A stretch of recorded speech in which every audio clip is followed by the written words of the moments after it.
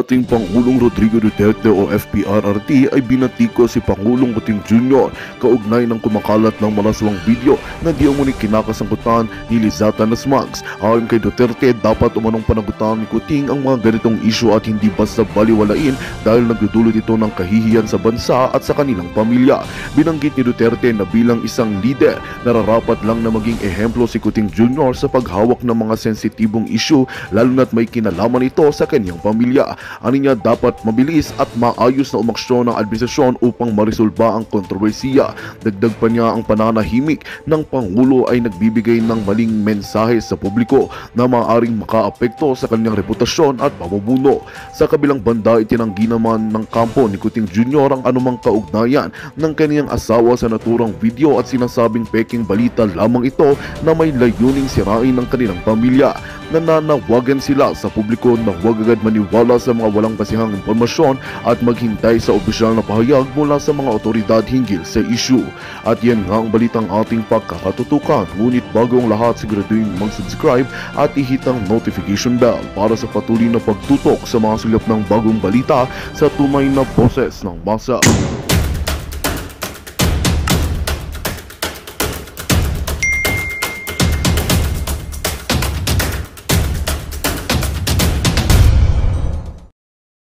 Pasalamat ako kay President Duterte dahil in-endorse ako at si Presidente Marcos tinulungan ko.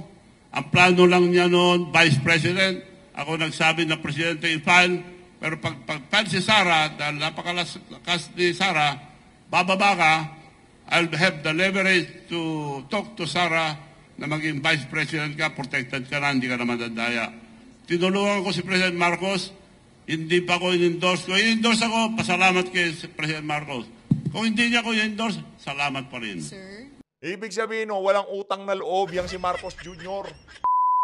Ngayong panahon na to, nakikita na ho natin na hindi na ho talaga buo ang pinagmamalaki ng mga Talyanista atin sa Imada na Solid North. Wala na akong Solid North. No? Kasi kung meron pang Solid North, dapat nasa senatorial slate nitong si Bangag, itong si Manong Chavit Singh. So mga kababayan, nag-file na ho ng kanyang COC itong si Chavit kaninang umaga. Anong masasabi nyo dito? Susuportahan nyo ho ba? Tayo ho dito mga kababayan, kung hindi siya susuportahan ni Tatay Digong, hindi ho natin susuportahan niya si Chavit. Sa mga nagsasabi naman dyan na, uy, PH update, wala ka sariling senatorial lineup. Wala ho talaga. Wala ho tayong sariling senatorial lineup. Sinubukan na ho natin gumawa ng sarili natin noong 2022. Yan ho, tingnan nyo nangyari. Kaya ngayon, ipagkakatiwala ho natin yung pagdidesisyon natin kung sino ang iboboto natin dito kay dating Pangulong Rodrigo Duterte. At base ho sa track record ni Tatay Digong, hindi ho niya basta-basta ilalagay sa alanganin ng sambayan ng Pilipino. Lalong-lalo na, napaka-crucial ho nitong 2025 midterm election. Ayun na nga mga kababayan, bago natin umpisahan ang ating talakayan, bago ho natin pakinggan ang interview nitong si Congressman Marcoleta dyan sa Bilyonaryo channel, news channel. Kung bago lang ho kayo sa PH Update, isang like at isang subscribe. Masaya na ho tayo dito. At sa mga gusto sumali sa ating community, click nyo lang ho yung join button para kayo ang pinaka-unang makakita sa ating mga reaction video. Ayun na nga mga kababayan, kayo huwag nyong pinagtatawanan itong si Coca, itong si Lisa Araneta Marcos. Ganyan, kahit yung mga media, yung mga gusto magpa-picture sa kanya, kitang-kita na wala ho silang respeto dito kay First Lady Lisa Araneta Marcos. Panoorin nyo ho itong kuha na to, itong video na to ni Sir Joe Dennis Tiwa. Ito mga kababayan, panoorin nyo. Mababa lang ng hagdan.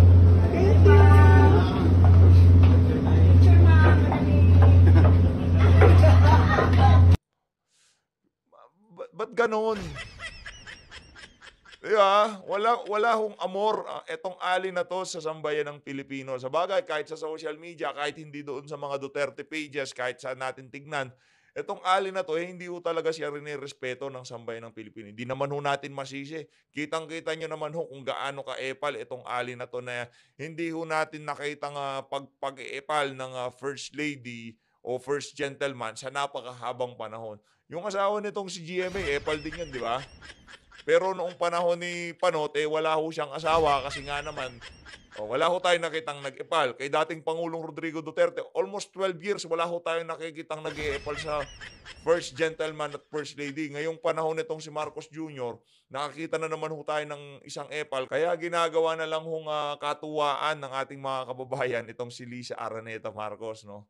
Ito naman mga kababayan, dito sa video na to, kuha ho yan noong 2019, noong panahon na itong si VP Sara talagang matunog na siya ang papalit dito kay dating Pangulong Rodrigo Duterte. Tingnan nyo mga kababayan, bigla lang ho tayong napaisip nung nakita natin yung larawan na yan. Paano noong mga panahon na yan, 2019, napagdesisyonan nitong si VP Sara na tumakbo ng pagka-presidente. Grabe ho siguro itong si Martin Tambalus Romualdez kung siya ang Speaker of the House ngayong mga panahon na to sa pagpapakaaso dito kay VP Sara. No? Nakita niyo ho mga kababayan, tingnan niyo ho kung paano niya, paano yung postura niya, yung, kasi pagka merong payuko-yuko na ganyan, ano ho yan, body language, ibig sabihin, talagang rene-recognize mo na si VP Sara superior sa'yo. Pero ngayong mga panahon na to, dahil siyang Speaker of the House at yung pinsan niya ang presidente, nakita niyo kung paano niya tratuhin itong si VP Sara. Nung mga panahon na yan, meron pang nalalamang payuko-yuko yang si Tambaloslos. Pero ngayong mga panahon na to, ibang klase itong mama na to. Kaya, ang sinasabi ko sa inyo, sa mga taga-Leyte dyan, sa First District ng Leyte, ikampanya nyo ho yung kalaban nitong si Martin Tambalus Romualdez. Sa bagay, no? Ang iniisip nga natin niya, baka pinatakbo talaga yan. Para hindi magmukha ng mga, di ba, talagang takot na takot ang mga tao dyan sa Leyte dito kay Tambalus. So, ayun na nga mga kababayan, dito sa bahagi ng video natin na to, panoorin na ho natin ang interview nitong si Manong Chavit sa kanyang pagpa-file na yan ang kanyang kandidatura kaninang umaga. Kaka-upload pa lang ng video natin, bigla natin nakita, ay, nag-file na pala. Ito, makapanorin natin ito. Game. Shoutout SMNI, shoutout SMNI.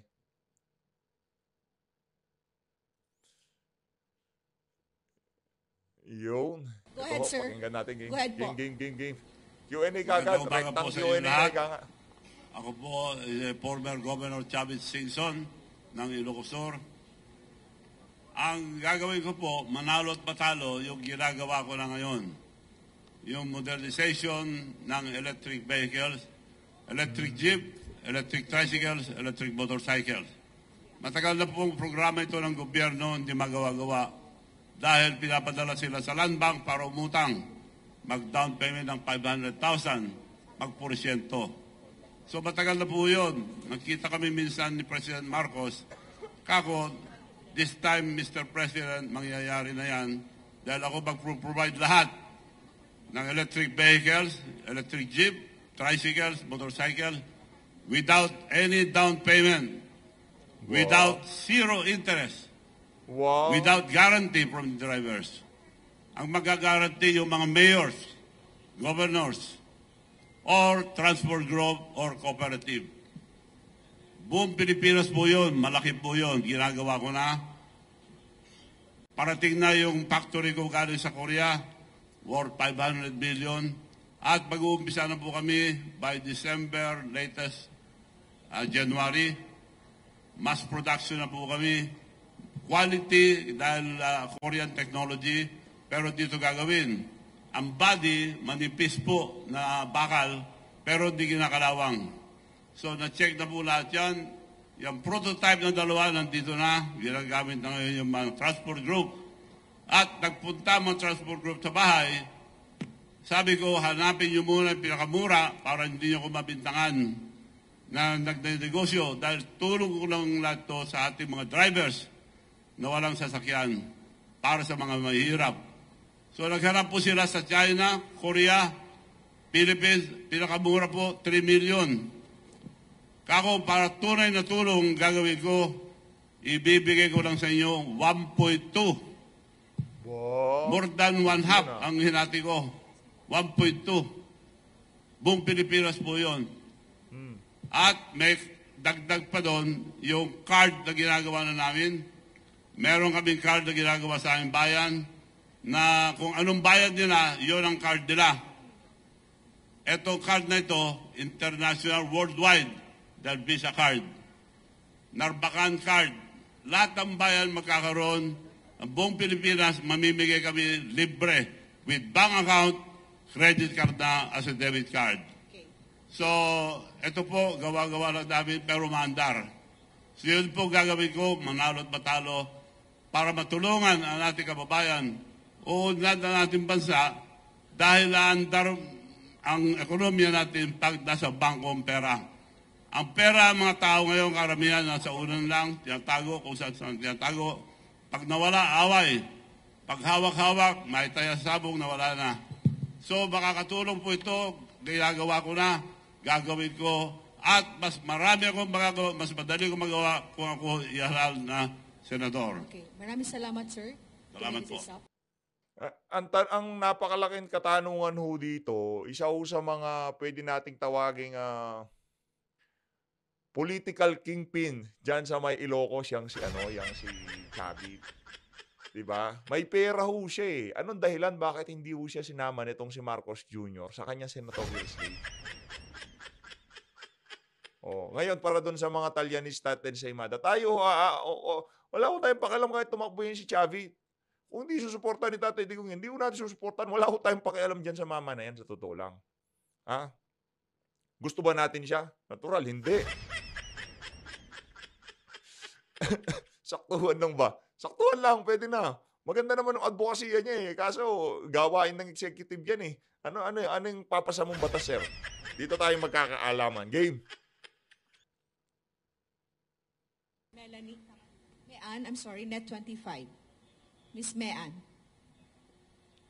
Game. Sir, good morning po. Tatakbo kayo under ng what party po? Administration din? Independent, pero ang partido ko, LL. LL. Ano LL? Luslos. Ano po yun, sir? Lakas loob. Lakas loob. Sorry, kala ko luslos. Sir, Lakas loob. dun sa binabanggit nyo kanina yung mga programa, sino pong transport group yung direkta makikinabang dun sa... Lahat ng transport group, yung Magnificent Seven at mga buses, lahat ng drivers, nagpunta na po lahat sa bahay at magpipirman na kami dahil mass production na po kami. Lahat ng transport group, no exception, the whole country. Pero yung advokasya nitong si Chavit na gawing mabigyan ng card lahat ng Pilipino, yung para sa ibang bansa, yung punta ka ng 7-Eleven, punta kang palengke, punta ka, ultimo yung mga nag-vendor sa kalye, meron ka lang card, itatap mo lang na ganun. Pagka merong laman yung card mo, kahit saan, taxi, bus, train, lahat, pwede ho yung card na yun. Sana magkaroon din ganun sa atin, no? Pagka nagawa ni Chavit yun, aba, hindi ka, sir, game. Nakipag-uusap na po sila sa akin. Michael Rogas. Tulong talaga yung kay Go, Chavit. Michael Rogas po, from Radyo Pilipinas. Saan po ninyo kukunin yung pong pondo para po sa sinasabi po ninyong programa na Anga ka ba, sir? Anga ka ba? Bilyon na... Anak ng toko, Negos! pagbibigay ng jeepney modernization at hindi ho ba kayo malulugi sa kanang gawin po ninyo ito? Saan ko kukunin? Apo. Ako nang bahala doon, sagot ko yun. Isa lang salita ko, gagawin ko. Hindi ho Wag mong problemahin yun, sir.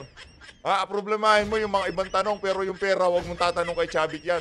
Pag usapang pera, wag mong tanongin si Chavit. Problema niya na yun. kayo malulugi ko. Lugi. Malulugi ako nun. Lugi siya, wala kang pakialam. Di ikaw malulugi, sir. Hindi ako baling malugi, basta para sa masa, para sa ating bansa. Kagaya nung ginawa ko Miss Universe. Lugi, sabi niya, kinuha ko, lugi. Pero maganda sa ating bansa. It was considered as the most successful Miss Universe ever in the entire world. So, binibigay sa akin ng Miss Universe, anytime, gawin ko raw, wala nang down payment, wala nang, may discount pa. So, yun ang nangyari. The best Miss Universe ever. Walang nakakuha po sa Pilipinas ever. Not even the government. Nagawa ko po yun. Last question po. Meron din po kayong digital bank. Maaaring niyo po ba kami bigyan ng konting background nitong digital bank po ninyo, Go? Yes, yung digital bank, meron kaming bangko sa Amerika. Bihira po maka-approve ng bangko sa Amerika. Meron akong bangko ron, Bigham Bangko International. Meron din akong local bank at meron kaming digital bank Yun ang tutulong magpandar. Right now, our card is being powered by Union Bank. Katulong yung bangko ng masa na ginagawa ko ngayon. Maybe within a month, andar na yun. Yun ang tutulong dahil dalawang gagamitin ko. Sabi siguro, ayaw mong gawin to Gcash, ako gagawa nito. Sige, tingnan natin. Tatrabahuhin kita. Kasi nga naman, grabe lakas mo ngayon ng Gcash na yan, no? Ngayon ito si Chavit, hindi. Hindi lang basta payment. Lahat pwede itong card na to. Visa card at saka Mastercard. Buong bansa, bibigyan namin ito libre, katulong ang ating mga mayors. Matagal na namin programa ito, itutuloy po namin. Kasama ko po yung mga local officials, local government officials, governors, mayors, city mayors, and cooperative and transport group. So, eto po, itatap lang sa jeep nila, lipad na sa account nila. At nagagamit ito sa buong mundo. Nasubukan ko na US, Las Vegas, Japan, Korea, sa ibang bansa, nagagamit po ito. 3 lang nagpapandar ang credit card. Yun yung pay, Visa card, Mastercard. So, ito, Visa card, lumandar. So, ginagawa namin ngayon, Mastercard para sa lahat. Because 77% ang Pilipino walang bank account. Kami po magbibigay sa kanila ng bank account with credit card as a debit card. Okay, Mon Galvez, TV5. Good morning, Mon Gualvez po sa TV5. Sir, just to clarify, kasi sabi nyo nga po kanina, lakas ng loob lang talaga yung pinangahawakan nyo po ngayon. Pero you're saying na ang pinupush nyo po talaga is yung PUV modernization, which is in line sa administration po na plano. Hindi ho ba kayo na-consult or paano ho ba? Hindi pa nagkaroon ng pag-uusap na maisama ho kayo sa line-up po ng administration? Ayun ang tanong. At saka bakit po talaga tinuloy niyo po ang pagtakbo pa sa Senado? Ayaw ko po kung kandidato noon. Dami nagtatanong dahil sa ginagawa ko ng matagal ito. Bakit hindi kayo tumakbo? Hindi lang ako dahil kontento na ako. Dahil aming probinsya, nag-umpisa ko ang governor, kami ang pinakamahirap. Malit lang ang probinsya namin. Ngayon po, kami ang ikalimang pinakamayaman na probinsya sa buong Pilipinas. Kami po ang pinakagulo ng araw, the most notorious. We are considered as a warlord country. Now we are the most peaceful. So, kontento na po ako, tumutulong na lang sa labas. Kaya ito na ang ginagawa ko ngayon, puro tulong, lalong-lalo na sa ating mga kababayan na mahirap. Dito, malaking magagawa ito, lalong-lalo na sa mga overseas workers. Hindi na sila lalabas pa pupunta sa bangko. Sa telepono lang at sa itong card na ito, makapagpapadala sila ng pera, diretsyo sa mga mag-anak. Hindi na mawawala. Malaking tulong sa overseas workers natin ito. At sa lahat. Okay. Jean, Philstar.com.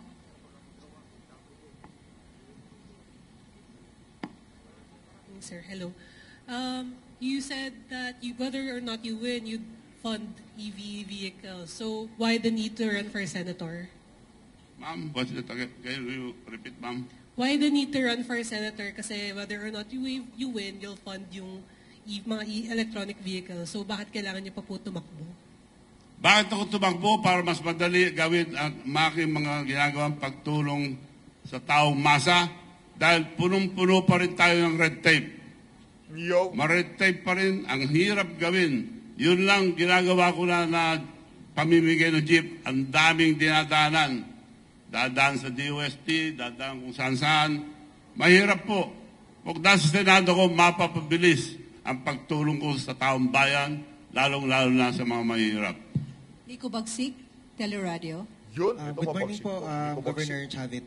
Sir, na-mention niyo po, nakausap niyo po yung Magnificent Seven po na transport group po, no? How about po yung Piston at saka yung Manibela? Kasi sila po yung against po dito sa jeepney modernization program. Nagpunta na po sila sa aking bahay. Kasama po sila lahat. Walang humindi. Ang babang presyo, lugi ako ron. Billions ang lugi ko ron. So, pumayag po sila. Ang ayaw ang iba, yung consolidation. Kinukuha yung prangkisa nila at sinasabi kung saan sila bibiyahe. As far as the ano ang catch Yung anong catch, Chavit? O baka lugi ka sa EB doon sa payment, doon ka na. Okay? Electric Negosyante. modernization. Pag negosyante ko kasi, dapat ano yung catch? Kagad natin itanong kung ano yung catch, di ba? Pagpalagay natin doon sa pag-manufacture, yung payment system, naku po. Program is concerned, payag lahat po sila. And then, Payag, Governor, payag. na-mention niyo po na yung Kasi mga makinarya ho prototypes nun. po ay galing po sa... Lahat, hardware, payment system, kung siya magpo-provide, yun ang gagamitin. Okay naman, sir. Doon sa production, oo. Parang binigyan nyo ng sasakyan, pero yung pera ng sasakay, mapupunta doon sa, doon sa, ang tawag doon sa bangko niya. Yung card niya, yung credit card niya. Korea po, ano? Okay, Hindi pa po rin. ba maapektuhan ito yung mga local producers po natin ng mga sasakyan po katulad ng Saraw? Hindi po. Dinala ko na rito. Dito ko gagawin. Dito factory. Kung gusto nila tumulong, sila mag-supply. Kung mapapantayan nila yung pagtulong na ginawa ko. Makakatulong sila kung mag-supply sila ng mga parts. Pero kung makipag-compete sila, okay lang. Sila nang gumawa. Dahil hinati ko yung presyo, lugi ako ron. And then finally na lang po, Governor, Ang mahal mo kayo po sa ay Saraw, tumatakbo din tinignan po mo ba natin. under the Nandun yung price former niya. President Duterte's 6 million party or by hindi po? 4 million. Wala. Pasalamat ako kay President Duterte dahil in-endorse ako. At si Presidente Marcos, tinulungan ko. Ang plano lang niya noon, Vice President. Ako nagsabi na Presidente i-file. Pero pag-file si Sara, dahil napakalakas ni Sara, bababa ka, I'll have the leverage to talk to Sara na maging Vice President ka, protected ka na, hindi ka na madadaya. Tinulungan ko si President Marcos, hindi pa ko in-endorse ko. I-endorse ako, pasalamat kay President Marcos. Kung hindi niya ko i-endorse, salamat pa rin. Sir, Ibig sabihin, walang utang na loob yang si Marcos Jr. Pinasalamatan ho niya si Tatay Digong at wala hong plano yang si Marcos Jr. na tumakbo ng presidente noong 2022. Talagang vice lang ang tinatarget ng bangag na yan. Ha? Nakakita lang ho siya ng opening nung sabi ni VP Sara, hindi ako tatakbo. Takbo na kayo. Ayun. Biglang kumapal ang mukha. Ha? Yun ang nga ho nangyari. Game. Okay, ayun na nga mga kababayan. Tapos na ho ang 2 minutes nitong si Gov Chavit. Dito naman sa bahagi ng video natin na to, magbibigay ho tayo ng ating mabilisang reaction video dito sa interview na si Congressman Rodante Marcoleta dyan sa Bilyonaryo News Channel. Ito ho mga kababayan, game. Is it true that you were endorsed by former President Duterte? I can see a lot of endorsements. Well, I saw that the former president was endorsing my bid. Of course, in 2020, I think 2022, he was the one who also motivated me to run. As a matter of fact, he was the central figure who influenced me because I did not have any plans yet in 2022. But if you're going to run as independent for the 2025 senatorial elections, would you still say that you're an ally of the Dutertes?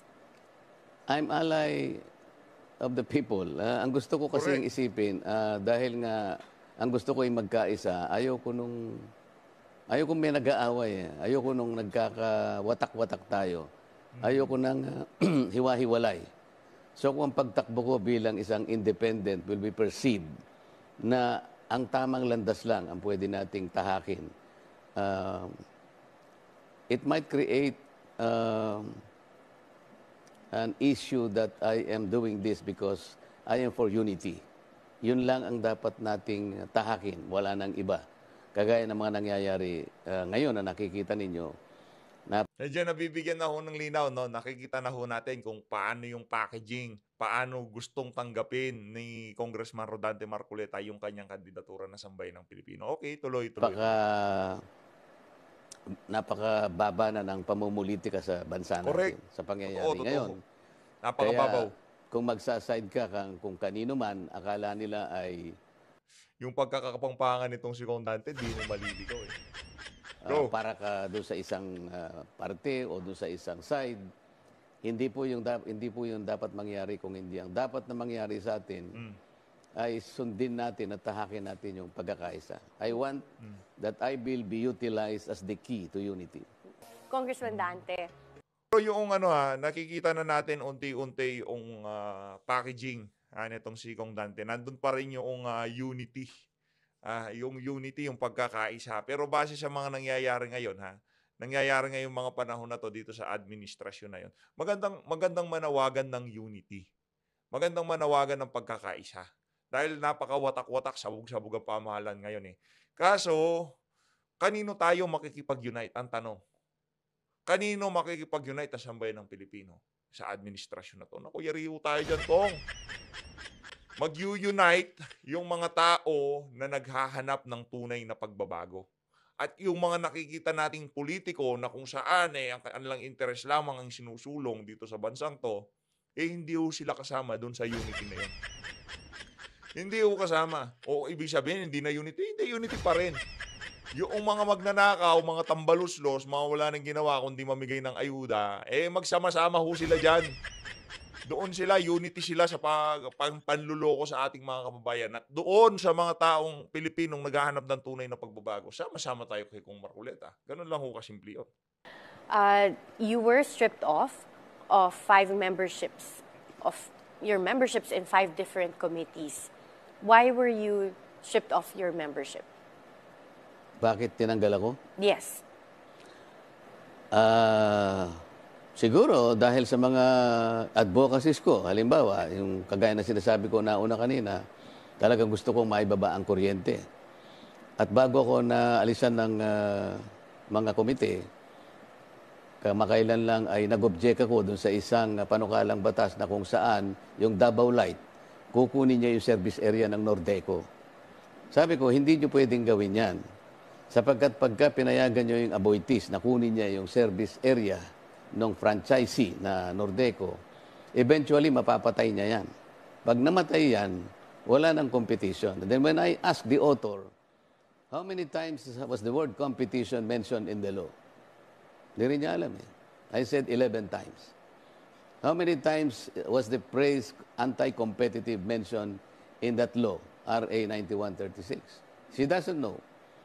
Ang ibig ko sabihin yan, sabi ko, competition is supposed to be pursued because that's one of the objects of the law. Kung papatayin mo yung Nordeco, edi isa na lang ang matitira dyan. Eventually, itataas na yung kuryente.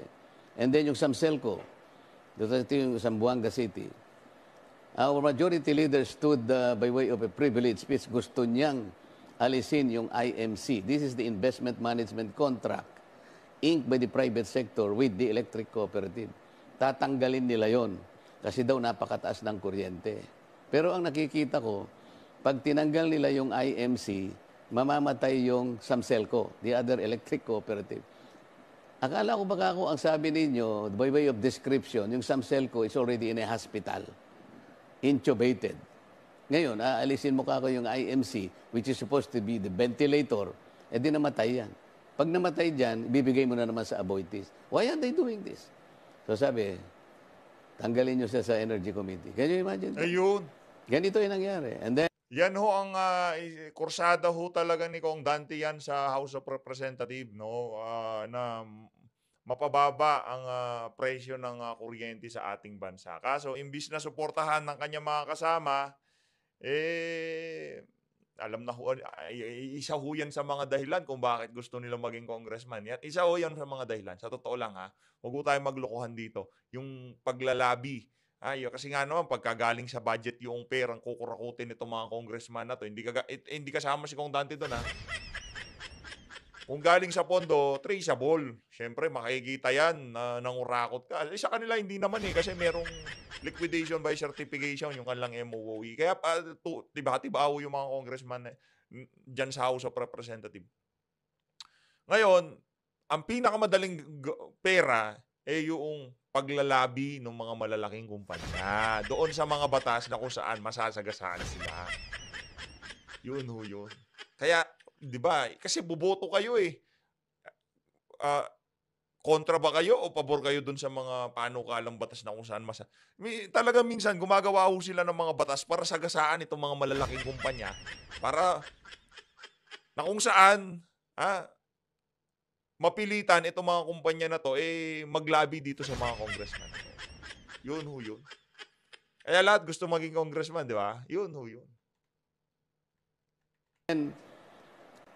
Pinipilit kong ilaban yung katarungan nga. Bakit ka ako ganito yung ginagawa natin? Why are you persecuting the Vice President?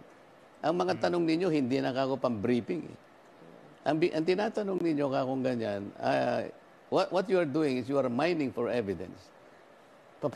Preparatory to an impeachment. Hindi na makatarungan. So, inalis ako sa Justice Committee.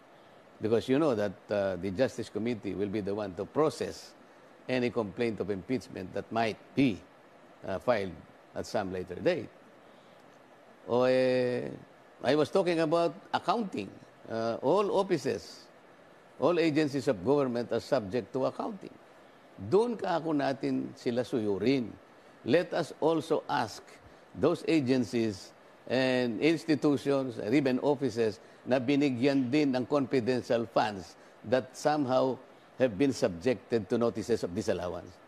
But why are you isolating the Office of the Vice President? Why don't you call all these agencies, similarly situated, para sa ganun, kung talagang gumagawa kayo ng inquiry in aid of legislation, we should have a balanced inquiry.